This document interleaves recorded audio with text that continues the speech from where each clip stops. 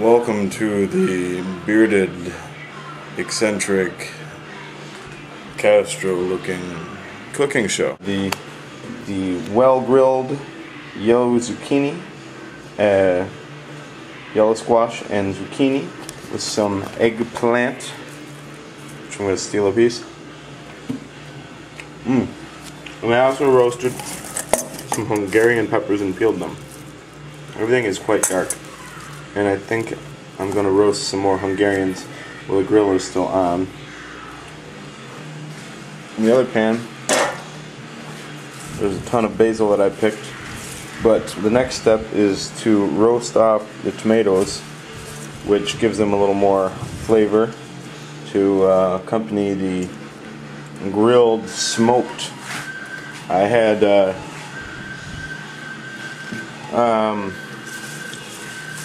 okay, well, I'm going to roast garlic, and the basil I'm going to add after I peel them, of course. For the yellow squash and zucchini, I had dried winter savory, I had dried thyme, and dried rosemary that I crumbled on it, and as it was baking, gave it a nice smoky flavor. I tossed it in crushed garlic peppers, or crushed black and red peppers, not red, crushed pepper, olive oil, a little yellow onion, and garlic. I tossed it in with some olive oil before I tossed them on the grill. Now I'll go outside and get the rest. Ooh, well, I thought I'd bring you out for a taste of late night outdoor cooking.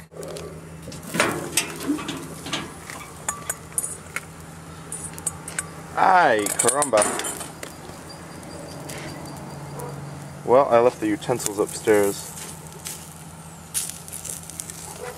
and at this point,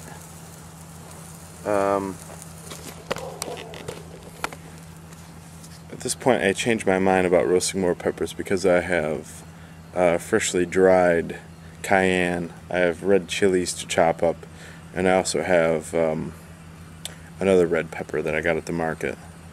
So I'm going to now turn off the grill. The heat will carry and keep these hot, and then I will run upstairs and get the utensils. And yes, I am purposely aiming the camera just at my lips. And welcome back, thank you. As we start, I scored the top of the tomatoes. The oven is on a hot 500 just to roast them fast. Little garlic cloves in there. I have half of a jar of tomato paste, organic tomato paste, which I'm heating up some water from the tea kettle. I'm going to top off that jar, close the lid, and shake it up a little bit.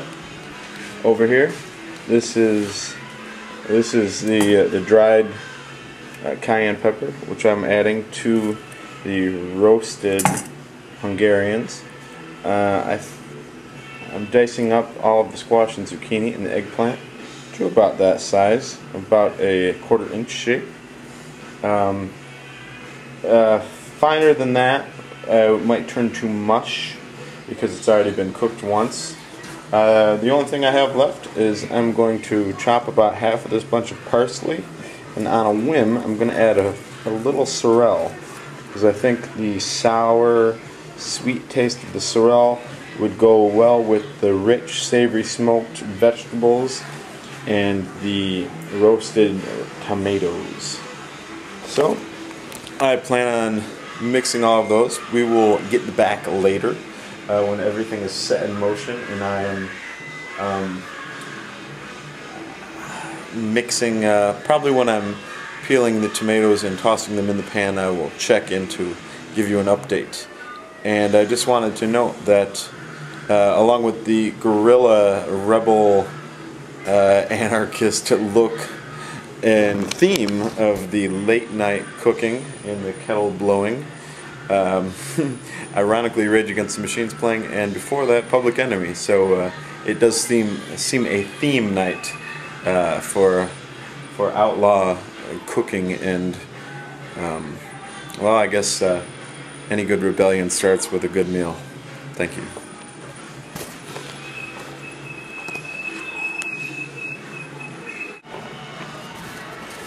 And here we see the pan full. Quite a lot of greens in there, but it's I think it'll go along with the recipe, which I'm completely making up. Let's look in on the tomatoes. Aha! They look done. I guess if you're wondering if they're done, or how they were done, or when they were done, you notice the there's a little sizzle around the edges from the oils and or remnants of tomato, and where I X'd the tops. I don't know if you saw me doing that, but they start to peel back, which would indicate that they were done. They were smoking heavily, so I turned the oven down to 400, and that's proper. Now I shall peel them and add my tomatoes to the vegetable and green mix, and I have my jar of paste, water, which I will add as well. And when next you see me, we shall be moving forward. I have parsley in my teeth.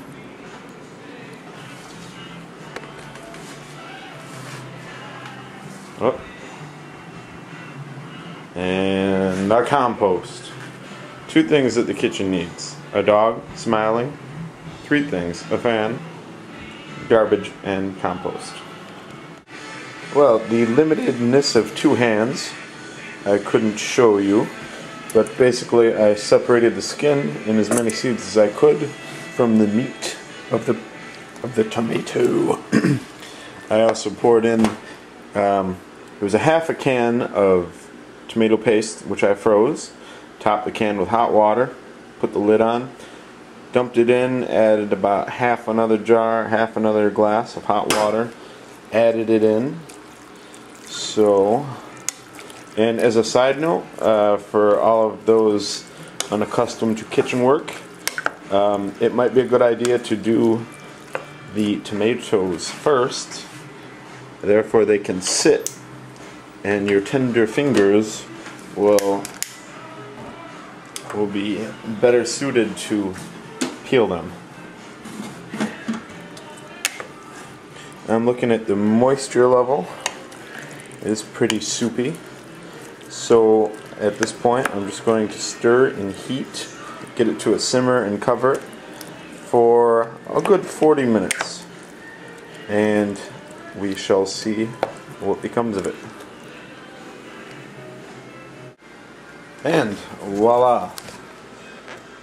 Which might not be appropriate wording for an Italian dish, but our sauce is finished. It's nice and juicy and liquid. Nice and juicy and liquid, of course. And I took advantage of the greased up pan, and I'm cooking a traditional pizza to go with it, because the sauce is a nice thick, savory, chunky chutney, and a whole wheat crust pizza with just a little mix of cheeses, pepperoni, just fairly standard. Nice, very nice, savory. Then I catch the spice at the end. Enjoyable. So we will see you next time, and the Bohemian Chef's Corner, or whatever we were calling this. So